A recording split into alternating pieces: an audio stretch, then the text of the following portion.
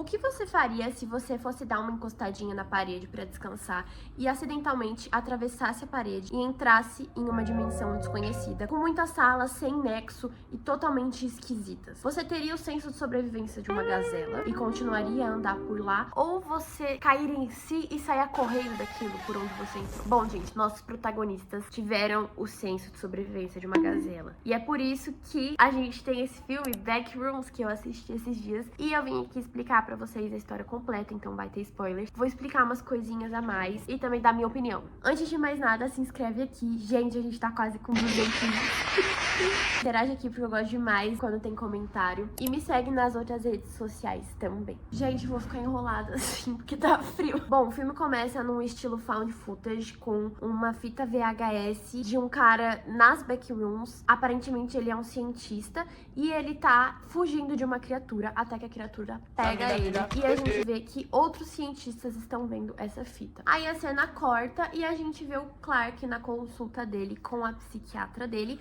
a Mary. E aí a gente entende que esse Clark, ele é meio errado das ideias, sabe? Tipo assim, ele tá falando sobre o divórcio dele com a esposa e eles até recriam a cena da última briga que eles tiveram, onde a esposa dele expulsou ele da própria casa. Então, basicamente, a gente entende que ele tem problemas com álcool e é um pouco agressivo também. Aí ele tem uma loja chamada Império Otomano do Capitão Clark, onde é um grande galpão, bem grande mesmo, que vende vários móveis, sofá, cama, enfim. E ele tá morando nessa loja dele, que tá bem mal das pernas. Eles estão devendo um monte de coisa, tá próximo à falência. Uma coisa que é importante dizer é que o mascote da loja é o próprio Clark vestido de pirata. Então ele faz os comerciais, faz as divulgações da loja nesse personagem de Capitão Clark. Enfim, ele tá dormindo lá nas caminhas do galpão e do nada as luzes acendem, aí as luzes apagam. Aí ele chama o técnico pra ver o que tá rolando, mas ninguém sabe explicar o que tá havendo. E depois que esse técnico vai embora, ele vai investigar por conta própria. Até que ele vê na parede, do lado do registro, uma fresta. Uma fresta. Sabe quando a porta tá entreaberta e tem uma frestinha de luz? Então, ele vê isso e ele acha esquisito. Até que ele coloca a mão e a mão dele atravessa. Ele fica, oxi, como assim? Até que ele inteiro atravessa. E ele se vê em uma sala com paredes amarelas, uma luz branca e um ruído estranho. E nessa sala tem vários elementos da vida cotidiana dele. Então, tem vários móveis, só que eles estão organizados lá de forma muito esquisita, um em cima do outro, de uma forma que não parece natural. E aí ele vai explorando essa sala e ele vê que tem mais salas, até que ele ouve um som e ele começa a correr e por um milagre de Deus ele consegue voltar exatamente no ponto que ele entrou e voltar pro galpão em segurança. Pra quem não sabe, as backrooms têm uma área de tipo 1 bilhão de quilômetros quadrados, 3 vezes maior que a área da Terra. Esse homem não sabe a sorte que ele teve de achar o caminho de volta. Gente, se fosse eu nunca mais tentava entrar nesse negócio de novo, porque eu atravessei a parede, eu fui perseguida por uma criatura e eu ainda quero voltar. Gente, limites. Mas, né, se ele não tivesse voltado, não teria filme. Ele fica bitolado com isso, ele fica entrando e saindo de lá, pesquisando, mapeando o lugar. Na parede onde a mão dele atravessa, no contorno ele fez tipo uma porta feita de tinta, só pra marcar o lugar que você entra. Aí ele fez do lado de fora e do lado de dentro. E aqui é importante eu explicar algumas coisinhas pra você. Por que raios a mão dele atravessou a parede? Nessa história de Backrooms, a gente tem um conceito que chama no clip, que basicamente é quando os átomos se alinham perfeitamente e aí você consegue dar um fecho nas leis de Newton, que fala que dois corpos não ocupam o mesmo lugar, porque agora eles ocupam sim. E também é importante dizer, tem essa história das backrooms, porém as backrooms desse filme é uma versão do diretor,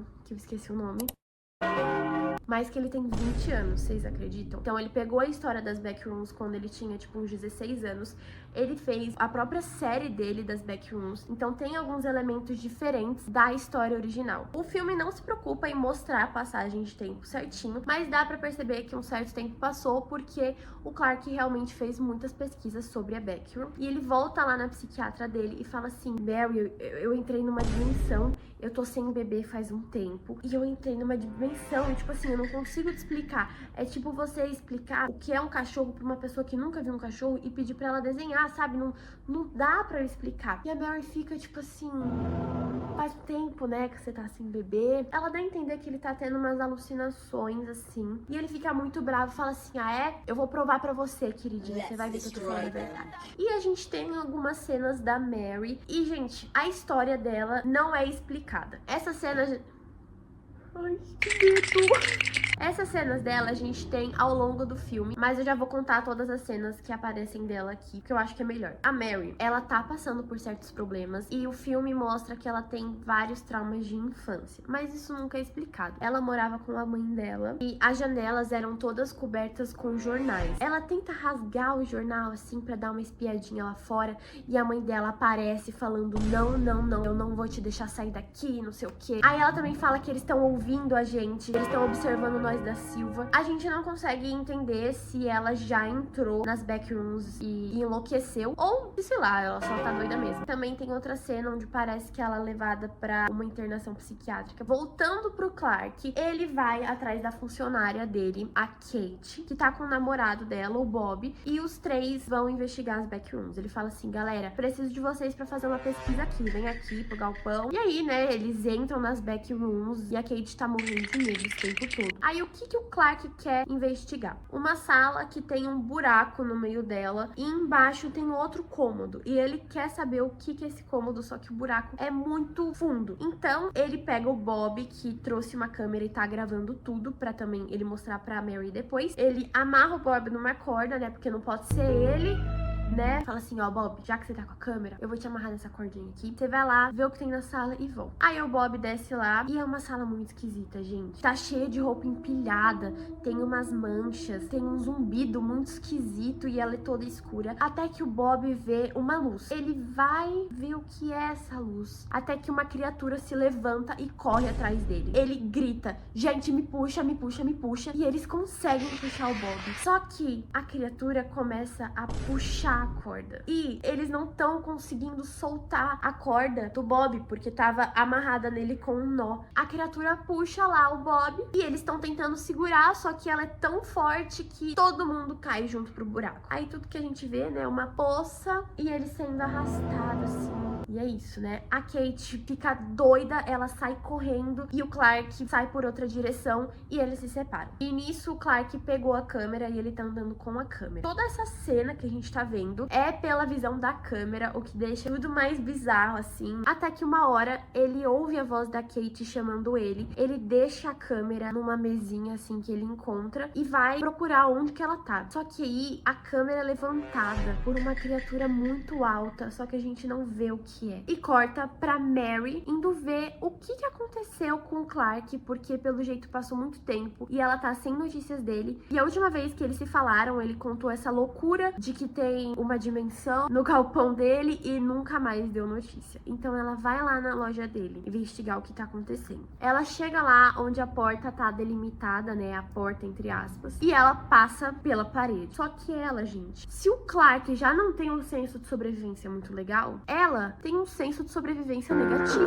Ela começa a andar por aí sem nem se preocupar no caminho que ela tá fazendo. Ela tá mais preocupada em entender que é aquela bizarrice daquele lugar. Até que ela chega num cômodo e o Clark aparece atrás dela. Só que o Clark tá muito esquisito. Ele tá agindo de uma forma diferente. E ele tenta ganhar a confiança dela. E quando ele ganha a confiança dela, ele dá um mata-leão nela. Quando ela acorda, ela tá num cômodo meio escuro e estranho. E ela percebe que ela tá numa mesa de jantar. Na frente dela tá o Clark. E na sala tem mais 3 pessoas. Que não são exatamente pessoas. O homem que tá sentado na mesa tem 3 pares de olhos. A mulher tem 3 faces. E tem um homem na cadeira de rodas com uma luminária. E ele também é bem distorcido. O Clark explica que esse lugar é fascinante. E que essas pessoas são, na verdade, memórias do lugar. É como se o lugar estivesse tentando recriar elas pela memória do próprio lugar. Por isso que fica essa coisa meio estranha, distorcida, fora de ordem. E ele fala que é tão fascinante que ele pode até comer um pedaço deles. Então ele arranca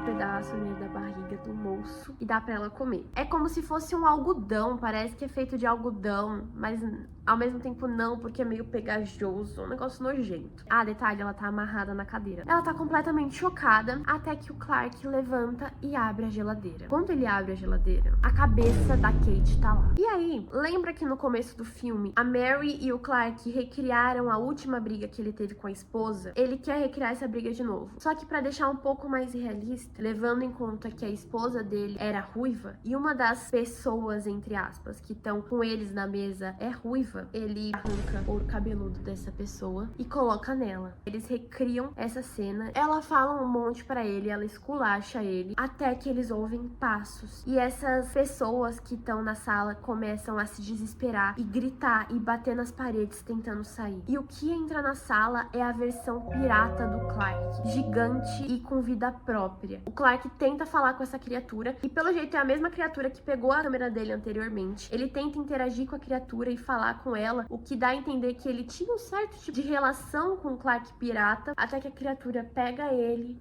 levanta e come a parte de cima dele. Nisso a Mary consegue se soltar da cadeira e sair correndo. E, gente, essa cena de perseguição é, assim, bizarra. Eu não consigo descrever, você tem que assistir o filme. Ela passa por vários lugares, que todo mundo aqui já sonhou com um lugar assim, que é, tipo assim, super familiar, mas ao mesmo tempo parece que tem alguma coisa errada. Enfim, ela tenta a todo custo fugir da criatura. Ela passa por um lugar onde é uma queda infinita, com vários prédios ao redor, assim, e só uma escada no meio de tudo. Ela tem que subir essa escada, que é muito tenso, e ela volta pro galpão do Clark. Só que é o galpão do Clark na versão backroom. A criatura ainda tá atrás dela e ela acha uma fresta na parede e ela se enfia lá e a criatura não consegue pegar. Só que aí ela é capturada por cientistas. E aí esse cientista explica pra ela algumas coisas que o Clark já tinha explicado, que esse lugar cria várias versões de realidades que existem. Então, por exemplo, tem aqui a minha sala. As backrooms têm várias versões da minha sala, cada uma mais distorcida que a outra. E ele também explica que basicamente eles tinham uma empresa de radiografia, alguma coisa assim, que deu um ruim assim, e eles abriram as backrooms. E isso é só dito no filme, mas é explicado melhor na série do próprio diretor, que ele fez no YouTube, inclusive. Ele explica que não pode dizer o que vai acontecer com ela, porque não é ele que decide isso, mas pelo visto ela tá um pouco ferrada. E o filme acaba. Eu senti um gosto meio amargo, assim, quando o filme acabou, porque eu não soube o que pensar, porque eu senti que ele acabou de forma muito repentina. Só que aí, depois pensando sobre, eu entendi que o filme